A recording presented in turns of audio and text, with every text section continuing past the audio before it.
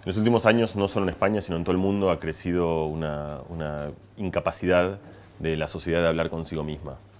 Han crecido los antagonismos, se ha polarizado y ha habido progresivamente más y más grietas.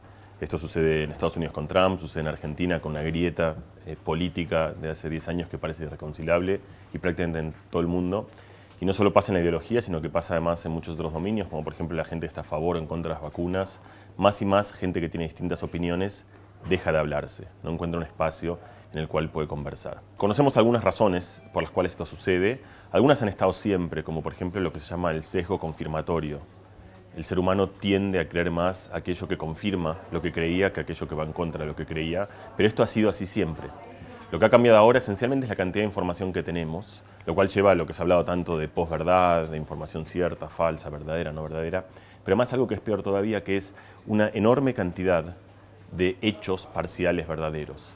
Y esto hace que cada campo, que cada grupo pueda agarrarse de algunos de estos hechos, ignorando la existencia de los otros hechos y así cimentar de evidencia sus opiniones. Esta capacidad del ser humano de concentrarse solo en un fragmento de la verdad, una parte de la verdad, hace que nos polaricemos más y más, que crezcan las grietas y que seamos más y más incapaces de hablar los unos con los otros. Ahora bien, en un estudio que venimos haciendo con un grupo de gente en Estados Unidos, con Dan Ariely, con gente en Londres, con Joaquín Navajas y todo otro conjunto de gente, hemos explorado qué pasa cuando uno pone a conversar, a discutir, a gente que piensa que nunca va a encontrarse porque tiene opiniones completamente antagónicas. Lo hicimos por primera vez en lo que creo que es el experimento más grande del mundo. Habían 10.000 personas en un estadio, literalmente, y lo que hicimos fueron preguntas de muy difícil resolución, cosas como el aborto, la opinión sobre las drogas o la opinión sobre la pena de muerte, cosas en las cuales la gente está típicamente muy polarizada y tiene una opinión muy fuerte en la cual es muy difícil encontrarse con alguien que opina distinto. Los juntamos, le dimos 3 minutos y les dijimos, intenten llegar a un acuerdo, no es obligatorio, traten de llegar a un acuerdo. Para cada una de estas preguntas, que hoy podría ser, por ejemplo, la independencia de Cataluña, hoy aquí en España, lo que le pedimos a la gente es que responda una escala de 1 a 10. 10 significa estoy completamente de acuerdo y 1 significa estoy completamente de desacuerdo. Pero uno puede estar en el medio, respondiendo, bueno, entiendo razones a favor y razones en contra, y uno respondía en esta escala gradual. Luego nosotros lo que hacíamos era juntábamos a gente que opinaba un 10, que estaba completamente de acuerdo con algo, con gente que estaba completamente en desacuerdo. Y los hacíamos debatir y conversar durante 3 minutos para ver si podían llegar a un acuerdo. Lo primero que descubrimos, lo más sencillo, pero quizá lo más llamativo, es que la probabilidad de que la gente llegue a un acuerdo, aun cuando parten de opiniones completamente distintas, es muchísimo más alta de lo que uno imagina.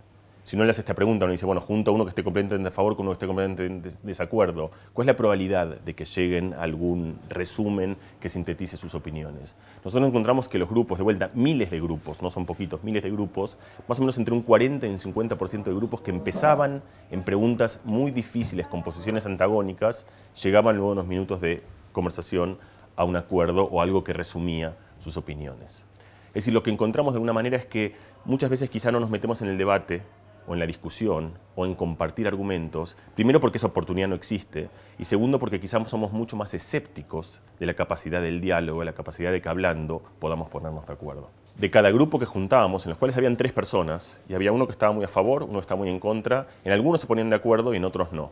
La pregunta es, ¿qué tenían aquellos grupos que se ponen de acuerdo? Y la historia es larga, por supuesto, pero hay un hecho particularmente importante. La tercera persona. En general, cuando uno está muy a favor de algo, tiene una confianza muy alta. Cuando uno está muy en contra, también tiene una confianza muy alta. Cuando uno está en el medio, en general es porque duda y la confianza es más baja. Pero hay algunas personas que son claves, son los que nosotros llamamos los grises de alta confianza, que están en el medio porque entienden que los dos argumentos son inatendibles y están muy convencidos de esa posición. Lo que encontramos es que los grupos que tenían estos grises de alta confianza, alguien que podía reunir opiniones diversas desde una posición de convicción, eran aquellos que tenían altísima probabilidad de llegar a un acuerdo. Otras ideas que parecen naturales, como por ejemplo, si tengo un 10 y un 1, lo más importante es que tenga otro 10, porque entonces la balanza cae del otro lado y entonces llegar a un acuerdo que será un 8, por ejemplo, no funcionaba. Esto quiere decir que hay una enorme resiliencia, una resistencia de la gente, aún en minoría, a defender sus posiciones. La confrontación de banderas contra menos banderas, más gente contra menos gente, más fuerte gritar contra menos fuerte gritar, ese tipo de mecanismo no ayuda a resolver un debate. Lo que nosotros encontramos, haciendo ciencia del diálogo, es que lo más importante son estos catalizadores, estas personas que están en el centro, gritando fuerte y con confianza que hay más de un argumento atendible.